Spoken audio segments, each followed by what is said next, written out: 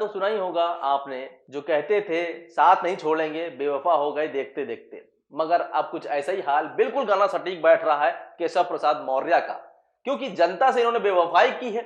और अब जैसे ही अपने गृह पंचायत पहुंचे थे, अपनी विधानसभा पहुंचे थे, जनता ने इनको उल्टे पैर दौड़ा दिया और उप मुख्यमंत्री चोर है, उप मुख्यमंत्री मुर्दाबाद के नारे लगा दिए। और साथ ही हम आपको दूसरी खबर दिखाएंगे अमित शाह को लेकर, जहां पर कैराना में इन्होंने कोरोना गाइडलाइंस की धज्जियां उड़ा दी। आचार संहिता को तो अपनी जेब में ये रखते हैं, मगर वहीं कोई दूसरी पार्टी का नेता अगर इस तरह की वर्चुअल रैली कर देता है तो उस पर केस हो जाता है, उस पर एफआईआर दर्ज हो जाती है। खुद लखनऊ के डीएम पहुंच जाते हैं एफआईआर दर्ज कराने। और आचार संहिता तो छोड़िए, यहां पर चुनाव आयोग को ही जेब में रख के घूमते हैं हमारे गृह मंत्री अमित शाह।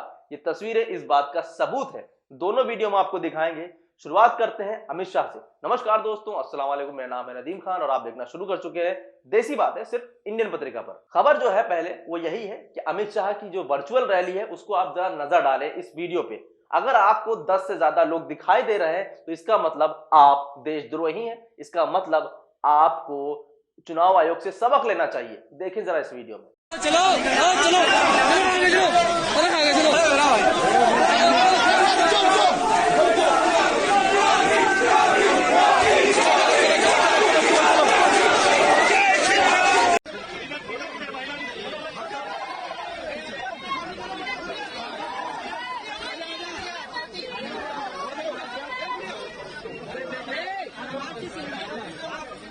तारीख को कमल के निशान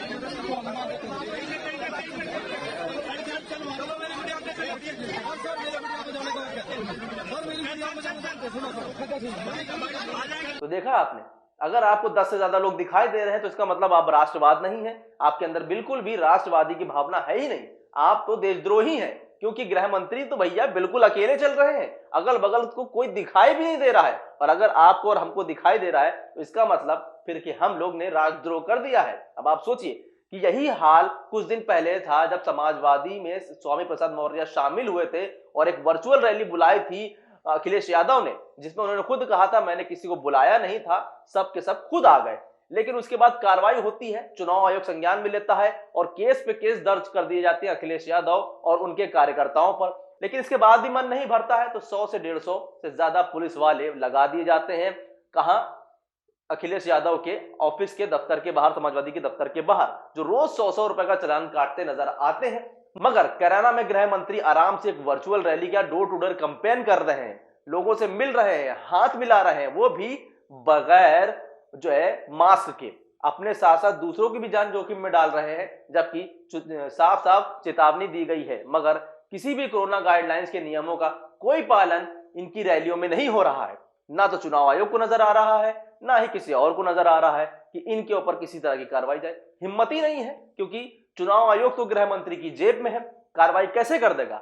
यही का अगर डोर टू डोर कैंपेन में अखिलेश यादव या प्रियंका गांधी होती तो अब तक के एफआईआर हो गई होती, अब तक के कोरोना नियमों की गाइडलाइंस की धज्जियां उड़ाने के चक्कर में न जाने कौन कौन सी धाराएं लगा दी गई होती। मगर यहां तो गृह मंत्री हैं, सब गुलाम हैं इनके, तो जाहिर सी बात है कौन हिम्मत करेगा इनसे सवाल पूछने की। जो सवाल हम लोग पूछ रहे हैं वो सवाल चुनाव आयोग को गृह मंत्री से पूछने चाहिए कि जब आदेश नहीं है 10 से ज्यादा का तो फिर आप कैसे भीड़ को लेकर पहुंचे और आप बिना मास्क के कैसे जो है virtual door to door campaign कर सकते हैं, जबकि आप खुद देश के गृह मंत्री हैं।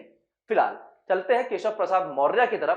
केशव प्रसाद मौर्य जो कल तक के समाजवादी का सोपड़ा साफ करने की बात कर रहे थे, केशव प्रसाद मौर्य कांग्रेस का खदेड़ा बता रहे थे, मगर यहां तो उल्टा अपने ही ग्राम, अपने ही विधानसभा में केशव प्रसाद मौर्य का खदेड़ा हो गया।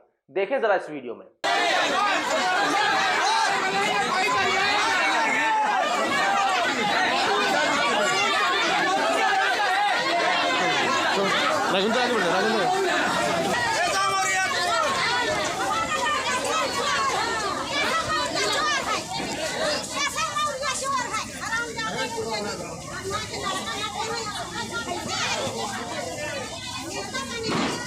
ये बनावा थे ज़्यादा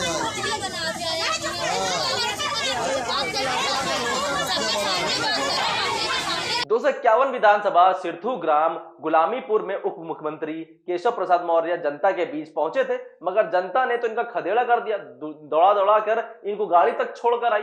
ये रुझान आ रहे हैं, शुरू हो चुका है सारा। उप मुख्यमंत्री केशव प्रसाद मौर्य सिर्फ इतना ही, यहां पर इनके खिलाफ चोर है, मुर्दाबाद है के नारे भी गूंज रहे थे।